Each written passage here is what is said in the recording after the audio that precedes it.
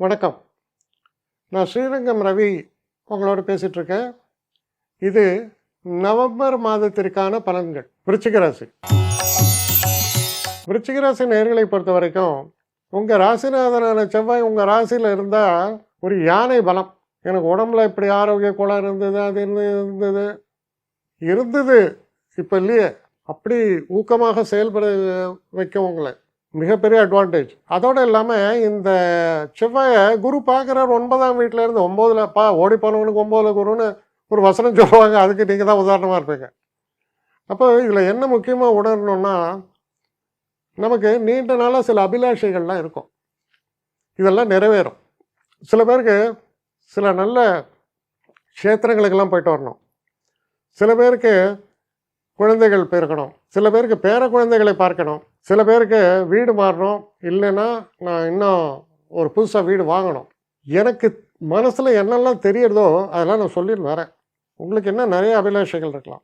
எனக்கு திரைப்படத்துறையில் இருக்கேன், நான் ரொம்ப பெரிய லெவலில் பிரபலமாகணும், அதுக்கான ஒரு ஆப்பர்ச்சுனிட்டிலாம் ஓப்பன் அவுட் ஆகும். இப்போ சுக்கிரன் 12ஆம் வீட்டில் இந்த மாதம் முழுக்க இருக்கார். 3ஆம் தேதியில் 25ஆம் தேதி வரைக்கும். கூட சூரியன் 17ஆம் தேதி வரைக்கும் ஒன்றா இருக்கார். அப்புறம் சூரியன் உங்கள் ராசிக்குள்ளே வர்றார்.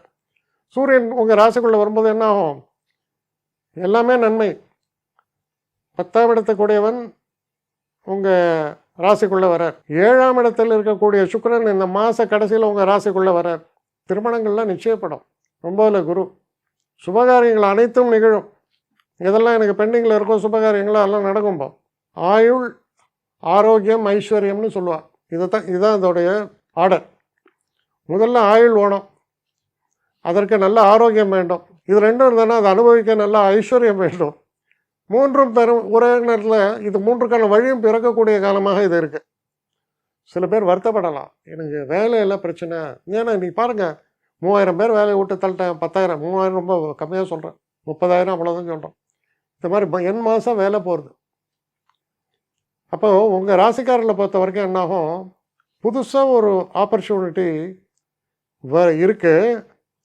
அதை கைப்பற்றுவதற்கான ஒரு காலமும் நேரமும் இந்த மாதத்தில் உங்களுக்கு ஏற்படும்.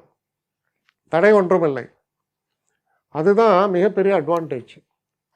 அதனால் நல்ல காலம். உங்களுக்கு பல நாட்களாக ஏதோ ஒரு தடை, அந்த தடை உடச்செறிகிற அளவுக்கு நன்மைகளை தரக்கூடிய ஒரு விஷயங்கள் நடக்கக்கூடிய காலமாக தெரியுது. அப்போ எந்தெந்த ஏரியாஸில் நடக்கும், எப்படி நடக்கும்ன்றது தான் இப்போ நான் லிஸ்ட் பண்ணேன்.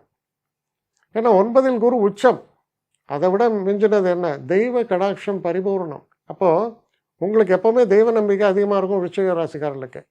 அதான் சொல்லுவாங்க, மாதா பிதா குரு தெய்வம் அப்படின்னு. அது பின்பற்றக்கூடிய ராசிக்காரர்கள் நீங்கள்.